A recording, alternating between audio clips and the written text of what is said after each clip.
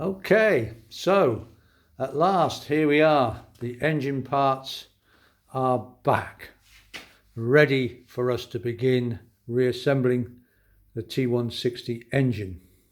I know it's been a bit of time, longer than I'd hoped, but Dave has done an excellent job, and he's very busy, and one thing or another, and that's why it's taken all this time to get done, but best by far to get it done properly, rather than rush things and make a mess. So things are back and they're done properly. I'm just going to give you a brief rundown. So the crankshaft, the big ends and the mains have both been reground down by 30 thou, because they both the mains and the big ends on the crank needed a regrind. And so we'll go through all this in detail, but basically they've been ground properly, leaving a slight radius at the edges. We'll go through that later, and then I'll be cleaning the oil ways out in the crankshaft. We'll go through all that. It's not like a twin that has it's like a sludge trap. There are 3 screwed oil ways in the crankshaft. We'll be taking those plugs out and cleaning that out, but that's been reground 30 thou, and then we've got new main bearing shells and new big end shells to go with the regrind. Obviously they're 30 thou oversized. We've got a new timing side bearing for the crankshaft because we weren't sure about that, but I think we're keeping the drive side bearing. New big end nuts, essential.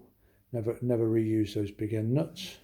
We've decided after much discussion, we're keeping the conrods. They're very expensive to replace, and we think that they'll be okay. I've had a look at them. Dave's had a look at them.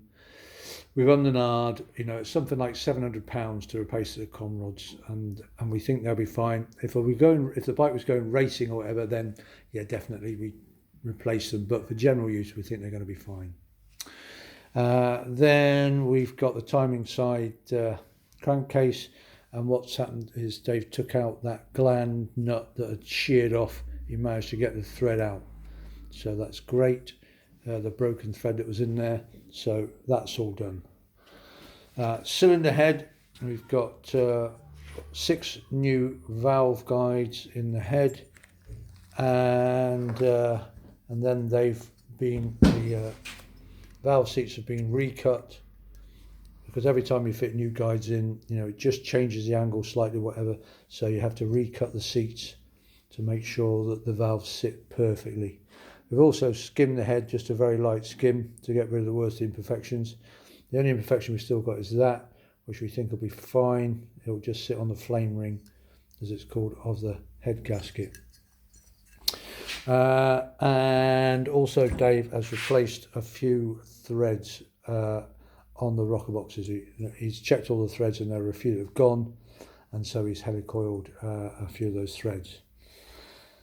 And then we've got the new valves and new valve springs, and obviously there's a full new gasket set and an oil ring, an O-ring set, an oil seal set, and a lock washer engine set,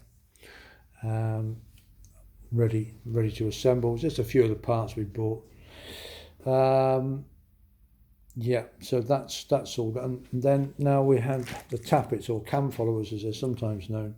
We had a big chat about these. Now, I don't know, let's see if we can get this on this camera. This is a new camera, so I'm not sure. If you look at the top, there's a line, if I can, yeah. You see where the come on camera, I'm trying to work out where it's going to focus. It's like a little black line about, a couple of millimeters from the end there. And what that is, that's the metal that's added on to the bottom of the tappet. I think it's called stellite. Pardon me if I'm using the wrong term, which is a very hard facing metal. It's like a veneer. It's like a wood veneer. So it's this metal which is welded on to the bottom of the steel tappet, which is incredibly strong, and it's that works on the camshaft. Now, we we're thinking about replacing these because they're fairly worn, but they're expensive. And then we thought we'd see if we can get them reground, but there's not really enough stellite left to regrind them. You know, we're running out of metal. So what Dave's done is just finished them by hand. Now they're far from perfect, but again, for road use, we think they'll be fine. Shouldn't be a problem, you know. So I'm quite happy with them. But that's a decision you have to make. You're going to replace them all again. If we were racing or whatever, going long distance touring, we would have done. But only for general use. I know they look rough, but they've been profiled down, and all that's going to happen is the oil's going to sit in those any grooves, and I think we'll be okay. Right. Oh, and then the barrels. So they've been rebored. So that's plus 40 because they're already on a plus 20 rebore. And then we've got three new pistons, obviously because with the rebore, obviously need bigger pistons. I think they've been rebored, so there's about a 2.5 thou gap between the pistons and the cylinder, which is roughly what you want. You can go down to 2 thou, but there is a chance that as the pistons expand, when they get hot, they can partially seize. So Dave's gone to 2.5 thou, bigger than the pistons for the actual rebore. And what he's also done is, I've had a chat with him about this. I'm really not sure, but you know, I've gone with Dave on this, that he's gone for a plateau hone on the bores. What that means is it's quite a fine hone on the bores. So they're initially honed down with 180 grit to quite a rough finish, but then they've been refinished with a finer hone, about 220, which is known as more of a plateau finish. It's a much finer finish. Now I thought that was only going to be used with newer engines, but Dave says no, use them with these new piston rings and it should be fine. So I've bowed to his knowledge on that one. So we have gone for a finer hone, a 220 hone rather than a 180. New pistons, and then there's a couple of these needle roller bearings to go in the crankcase and the inner gearbox cover for the lay shaft. But this is closed one, has to be fitted in the crankshaft, so I've got that ready.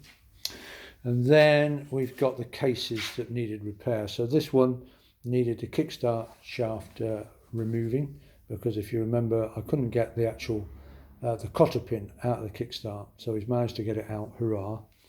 And so this is ready to go off to be polished. I've just got under this metal plate is a small oil seal where the kickstart shaft goes in, so I just got to prise that metal ring off and take the oil seal out, and then this will go off to be polished and hopefully get this damage out. Then there's the outer primary chain case, and if you remember, this bit was broken off, so he's added some weld there and then cut it down, and we both decided it didn't really need finishing because it's underneath the bike, you'll never see it. So when the polish, I might get the polishers just to tidy it up a bit, but it's fine. And then also we've mended this case. We could have bought a new one, but they're very expensive, so we decided to mend this, and someone had drilled these holes out and gone straight through the other side. So if you can see here, just there, it's all welded up, so the hole doesn't go all the way through anymore. And they, again, where they've been snapped off, it's been built up, rethreaded, so we can put the advance and retard while it'll be electronic ignition back on. And again, this is going to be taken to be polished, and as you can see, there's obviously been dropped at some point. It's quite heavy scratching on the bottom, but I'm hoping that they will polish that out as well. So these three covers plus all the other external covers on the bike. Well, we got this cover, and I'm just trying to think what else we got. That'll probably be it. Is it just that they're going to be taken for I'll take them to be highly polished tomorrow, so they should come back looking like mirror finish. Right, so there we are. So I'm now ready to actually start the rebuild process. And the first thing I'm going to do is clean, and then clean a bit more. These have all been worked on, they've all been machined, there'll be swarf in all of them. And so you know, cleanliness really is next to godliness as far as an engine is concerned, engine rebuild. So the first thing I'm going to be doing is taking all these parts and cleaning them, and then starting the assembly. And the first thing we'll be doing is, when we've finished cleaning out, I'll show you all this, the process. We'll clean out all the crankshaft, and the first thing we'll do is to then fit the con rods and just check that they're running, everything's running smoothly. You check everything at every stage and check that the crankshaft's running smoothly in the crankcases, and we'll slowly build the engine back up. But as I said, the first thing before I start doing anything, I'm going to be cleaning, and then slowly starting to build the engine up. Okay, so that's just a quick update. I know it's been, well, it's probably about a month or longer since since our last video, but right, we're ready to roll. And so the actual process of rebuilding the engine, reassembling the engine, is, now that we've got everything ready, should be relatively quick, because we've got all the parts done. We've started to assemble the new parts we need, and so it is just a question now of reassembly. Right, so there we go, and hopefully I'll be posting again soon, and that first post, the next post, will be covering cleaning out the crankshaft and fitting the new bearings and to the con rods, etc. Okay, there we go.